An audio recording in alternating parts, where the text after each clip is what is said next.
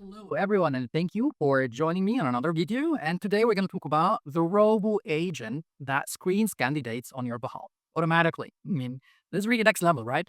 So, the following Atlassian, of course, offers a big suite of different solutions. And one of them is the service management piece, which means you basically can build help center, service desk, a lot of different options to support different business workflows.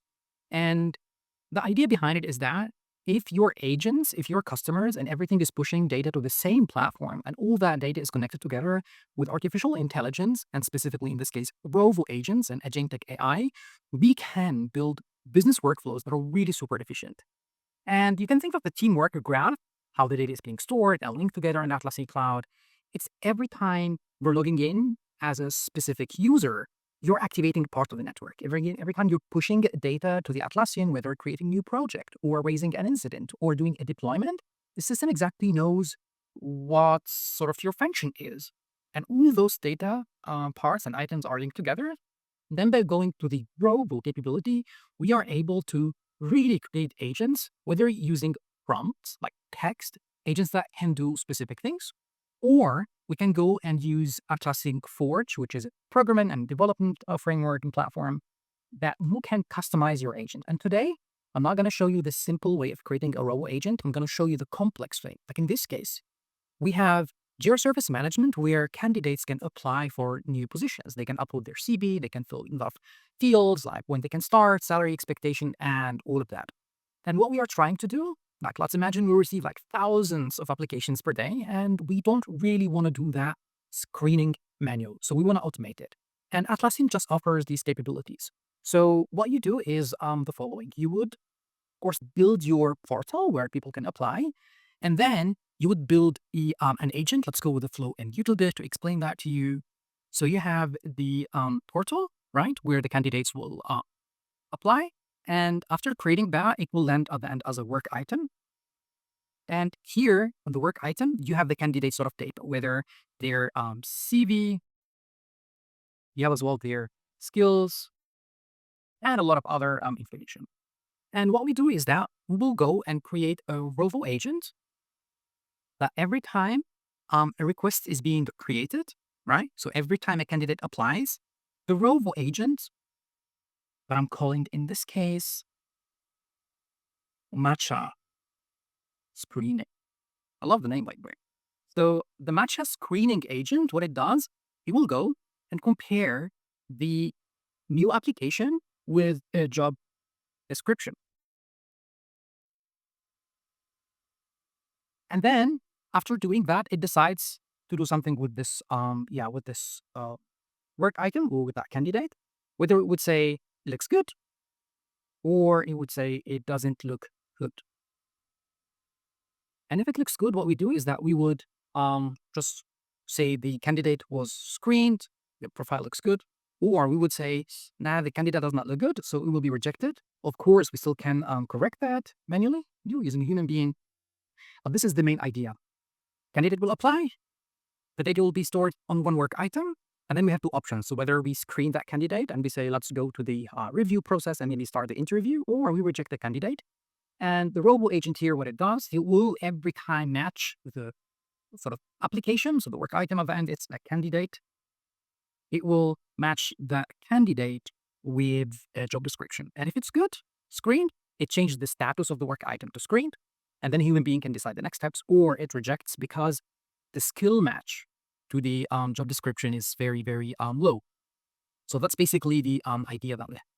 And of course, technically, to give you an idea how this all works, the Rovo agent, it is super critical in this case. Like if it rejects candidates are really good, we might be in a trouble. So that's why we decided to create the agent programmatically. Like we really want to control every step of the decision making.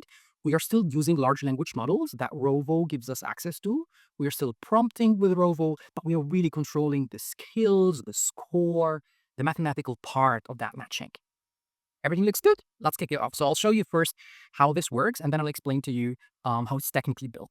How this works, so this is the job description that we have. We are hiring a Rovo agent developer, and then this is our portal. So candidate will go to the portal and apply, but I will just take it from here. So in this case, the candidate will just give, their skills. I'm making it very easy. Of course, you can make it complicated by scanning the PDF, extracting the skills, and so on and so forth. But I'm making it really easy to explain the idea.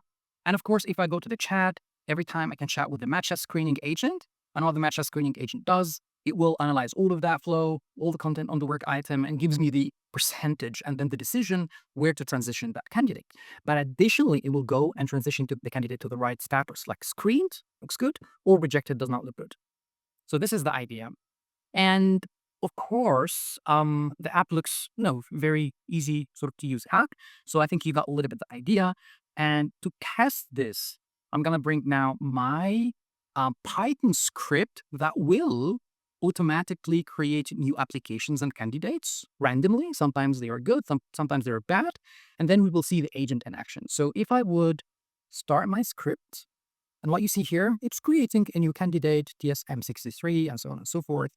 If I go back to my board and I just refresh, what I'm seeing now, candidates are being created. And I'm having a tag, failed or passed, to see really where that will go. And if I click, for example, on this one, if it's rejected because it's failed, right? Let me refresh again. And we are getting more and more candidate. This one is still, and as you see, AI is doing a lot of checks. 3 seconds ago, AI identified that, wow, it's 100% match. And of course, it's that as candidate, right? And what it did, it moved it to screened. And what I see here, the number of screened is just increasing. 11, 26 are rejected. If I would refresh, what's happening? Instead of 11, 26, I'm having now 17, 33. And as you see, I have more candidates on the pipeline. If a human being would open these tickets and go step by step, one by one, you can imagine the amount of time that we are losing. But in this case, AI is just being triggered automatically. 15 seconds ago, it identified for this one that the skills is 0% compatible. It commented that for documentation reasons, and then moved the status to rejected. Now, let me go back to stop my script there. Stopped already. And let's do this a little bit manually, right? So let's do this manually together. We're going to apply for this position, submit a job application. I can start 1st of July. And my skills are, let's say I can manage projects. I can read, I can write, I can read books. I can do shopping, actually. Let's stop here. So if I would create this one, what happens is that you will see the application being shown. And then AI is triggered 3 seconds ago, writing that down. But of course, if we take an example from, I think, one of the candidates that got a match, I'm going to copy these skills because they are relevant. I'm going to go to this application again. I'm going to paste. So this one was rejected, right? I'm going to paste the skills here to update the ticket. And then what I'm going to do is, let's open that ticket separately. I'm going to open the Rovo agent and let's start new chat. And I will say, check the skills. So now I'm commanding the agent no longer automatically every time the ticket and application is coming, but manually. And you see here, it changed to screened. So the candidate was successfully screened, looks positive. And the candidate still fits perfect, analyzed with the job requirements, recommendation, proceed the next round, transition, the candidate has been transitioned to screen. I think you got the idea. I don't have to make the demo probably go longer, but let me take you to the agent. So how the agent programming works, you will develop an app and you start by telling the app that you are a Rovo agent and that Rovo agent has a prompt. So here we really count a lot on a very clean prompt engineering. And basically in that prompt, I'm saying that every time you kicks in, you can start checking the skills of a candidate. That is basically an issue or a ticket. And if that happens, we say that we are calling a matcha match function to make sure that that sort of prompt is not deciding by itself if the candidate is good or bad, just using the prompt, but it's counting and using an action, which is the function called matcha match function. And if I go to my code here, I'm seeing that function specifically. So I'm seeing that we have 2 options, screened or rejected. And now I'm moving away from prompt engineering or just telling the agent with text to do whatever it can do. I'm really programming the agent with that function to control the limit. And here I'm even counting or defining sort of when is a candidate screened successfully and when it's rejected based on mathematical operations that I do, based on specific fields that I have on the work item. And this is the difference between creating a Rovo agent just with prompts and creating a Rovo agent with, of course, the prompt for that agent to start anyway chatting with it, but as well with a function that controls exactly and leaves no room for any interpretation. Now, this is all what I wanted to show you. As said, this all is built with Forge. So it is one of the options that you have to really create a kick-ass agent. If you have any questions on the flow, reach out. But I really recommend everyone to start sort of discovering how all of this flow is working, because I believe the future of workflows, and specifically for sort of a Jira admins, it's no longer just about configuring custom fields and workflows and statuses. It's really about building agents that do understand your workflows and do help and act within the pyramid that you give them within the system. Thank you so much for joining me on this video, and looking forward to every question you have and talking to you soon, everyone. Bye, everyone.